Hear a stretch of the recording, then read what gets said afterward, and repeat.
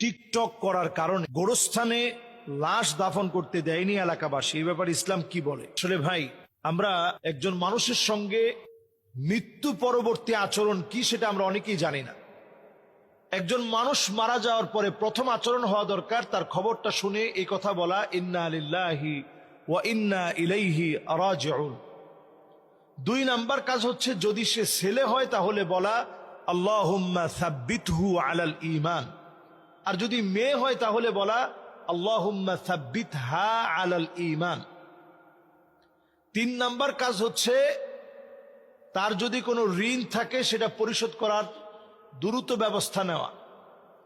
4 number কাজ হচ্ছে তার দাফন কাফন, তার জানাজার নামাজ পরবর্তী সময় তাকে কবরস্থ করা পর্যন্ত তার পিছনে পিছনে যাওয়া। তো কবরস্থান অথবা কবরস্থ করা এটা একজন মানুষের মানবীয় অধিকার। মানুষ হিসাবে মানুষের অধিকার হচ্ছে আপনি তাকে দাফন কাফন করবেন, তাকে কবরস্থ করবেন, এটা তার প্রাপ্য একটা অধিকার।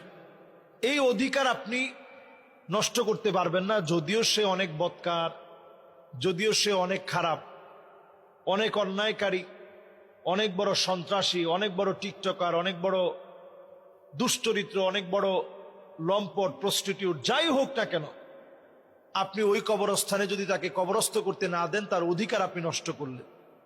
এটা আপনি করতে পারবেন না যে তাকে আপনি মৃত্যু পরবর্তী সময়ে তাকে আপনি দাফন কাফন করতে দেন নাই, এই কাজটা আপনি করতে পারবেন না। তাহলে এটা তার অধিকার, এই অধিকার তাকে নিশ্চিত করতে দিতে হবে। এরপরে যেটি গুরুত্বপূর্ণ বিষয়,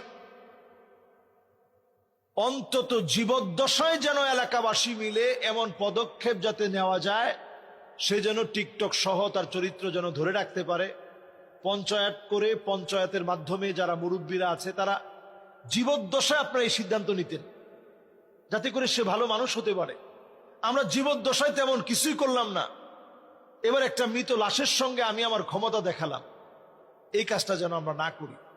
একটা মানুষ যখন মরে যায়, নবীজি সাল্লাল্লাহু আলাইহি সাল্লামের সামনে দিয়ে একটা ইহুদির লাশ যাচ্ছে, তো নবীজি অবাক হয়ে দাঁড়িয়ে গেলেন। সাহাবায়ে কেরাম বললেন, হাদিহি জুসসাতুল ইয়াহুদ, ইয়া রাসূলুল্লাহ, এটা তো একটা ইহুদির লাশ, এই লাশের জন্য আপনি দাঁড়ায় গেলেন? নবীজি বললেন যে ইহুদির লাশ হলেও সে বনি আদম, ওয়া কাররামনা বানি আদম, আল্লাহ তাআলা বনি আদমকে বড় সম্মানিত করেছে। বনি আদমকে আপনি অপমানিত, লাঞ্ছিত করতে পারবেন না। বনি আদম আল্লাহর কাছে বড় দামি, বড় সম্মানিত।